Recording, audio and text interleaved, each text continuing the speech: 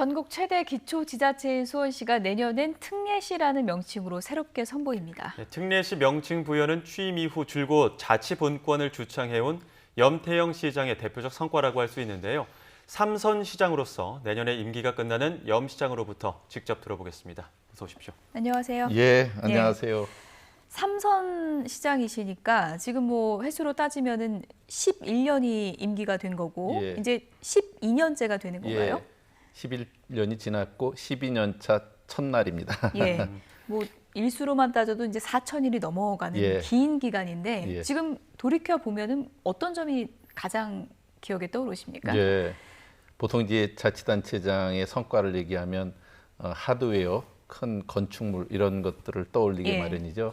저는 물론 수원 컨벤션 센터나 또 수원역 환승센터 또는 또 농수산물 도매시장 현대화 사업 같은 하드웨어 큰 구조물들도 성과로 꼽을 수 있지만 그보다는 우리 도시가 갖고 있는 역사와 문화 또 이러한 그 전통을 잘 살린 품격 있는 도시 만드는 것을 보다 중점으로 했다고 말씀드리고 싶습니다. 예. 사람 중심의 시정의 가치를 그 중심에 놓고 이를테면 보다 많은 시민들이 시정에 참여하게 한다든지 또 품격 있는 도시를 만들기 위해서 인문학 도시를 만든다든지 그에 따른 도서관을 더 많이 짓고 그리고 평생학습 체계를 갖춘다든지 이런 것들을 보다 제가 기억에 남는 일이다 이렇게 말씀드릴 수 있을 것 같습니다. 저희가 아까 인사말로도 말씀을 드렸지만 취임 후 줄곧 이 자치분권을 주창해 오셨습니다. 예. 그와 관련된 다양한 활동도 또 지원하고 계시지 않습니까? 예, 저는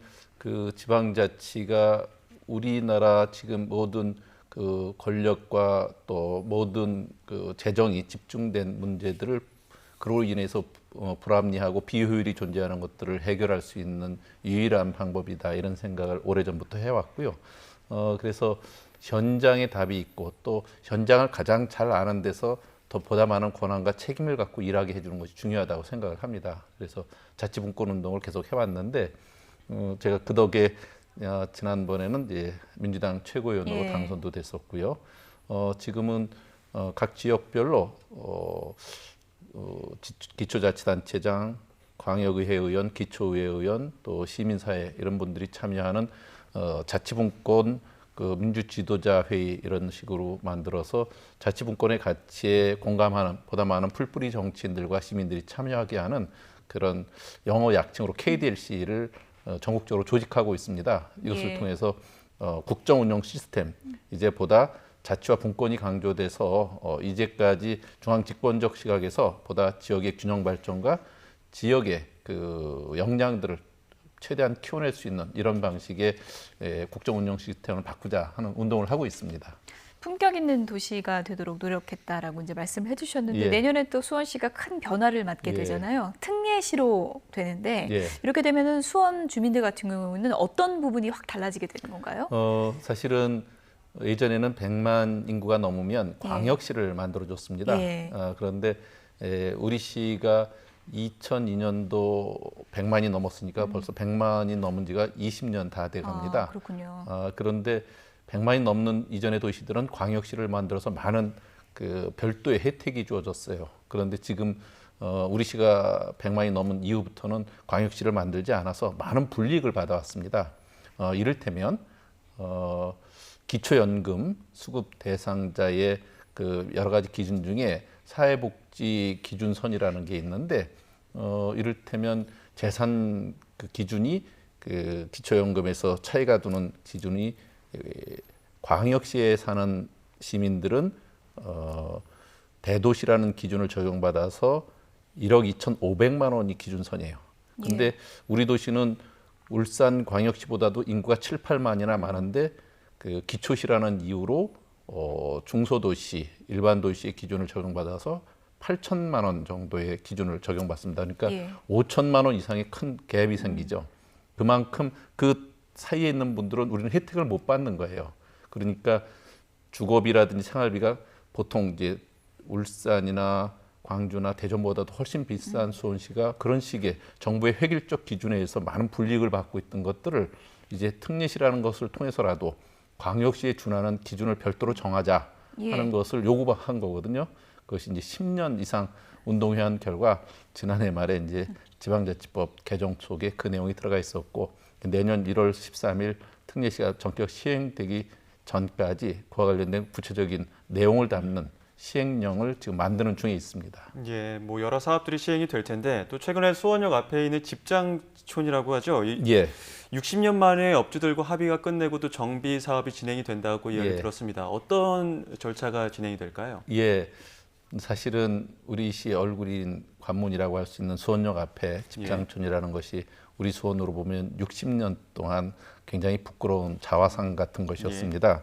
이것을 해결하기 위해서 그동안 여러 해 동안 많은 노력을 기울여 왔습니다.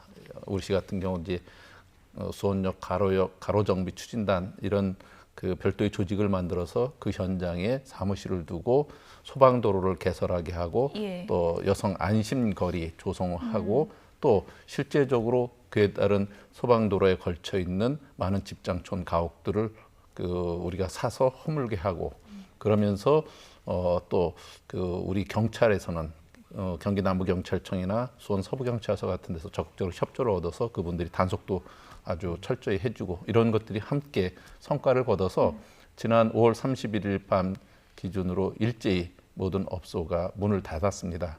참으로 다행스러운 일이고요.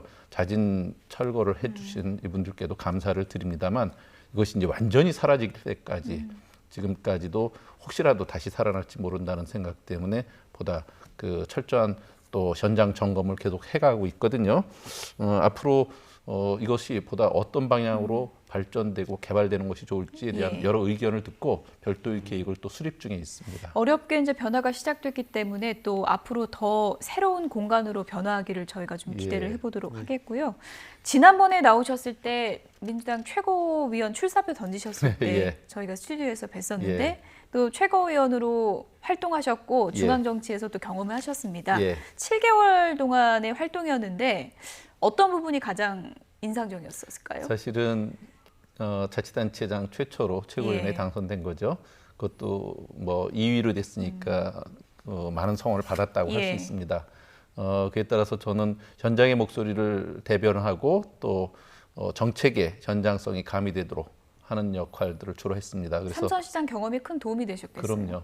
그래서 지방자치법 전부 개정안을 통과시켜서 지역의 특색 있는 발전을 하게 했다는 거라든지 또 필수 노동자로 들어보셨죠? 코로나 시대에도 직접 대면하지 않으면 안 되는 이를테면 대리 기사라든지 택배 또 그 학습지 교사 뭐 이런 많은 분들이 있는데 그분들을 지원할 수 있는 법을 제정하도록 하는 캠페인 같은 데도 앞장서고 그래서 그런 것을 성과로 할 수 있는데 한참 그 외에도 재정분권이라든지 지방소멸 대응 위기라든지 지방의 공공의료 시스템을 확충한다든지 하는 정책 설계를 해가고 있는 중에 지난 4월 보궐선거 패배로 인해서 지도부 총사퇴로 중간에 그만두게 돼서 조금 아쉽습니다. 지금까지 10여 년 동안 또 삼선시장으로서 역할을 하셨고 또 이제 다음 10년을 궁금해하시는 분들도 많을 텐데 앞으로의 행보에 어떤 계획이 있으시다면요? 이제 내년 이제 6월 말이면 저로서는 12년의 수원시장을 하고 마치는 거죠. 지금은 거대한 전환의 시대라고 할 수 있습니다. 국정의 운영 시스템이 중앙 집권적 이런 시각 갖고는 더 이상 유효하지 않고요. 또 전 세계가 이런 전환의 시대를 맞고 있지 않습니까? 보다 그 앞으로 우리나라가 실제 중심 놓고 또 현장성을 더 강화하기 위한 분권적 시각의 국정 운영 시스템을 만들기 위해서 그런 연장선에서 제가 무슨 일을 하는 것이 좋을지 좀 생각하고요. 그리고 그에 대한 준비를 좀 해보려고 합니다. 구체적으로는 경기도지사 도전 가능성도 지금 언론에서 나오고 있던데요. 고려해 보신 적 있으신가요? 언론에서 계속 이름이 나와서 아직까지 그렇게 구체적으로 과제를 설정해 놓고 있지는 않아서 뭐라고 드리기 어렵네요. 변화의 시기라고 하셨는데 저희가 다음에 인터뷰할 땐 또 어떤 내용으로 인터뷰하게 될지 저희가 좀 기대를 갖고 새로운 도전을 하게 하겠습니다. 되면 또 한번 만났으면 좋겠습니다. 지금까지 염태영 시장과 얘기 나눠봤습니다. 고맙습니다. 감사합니다.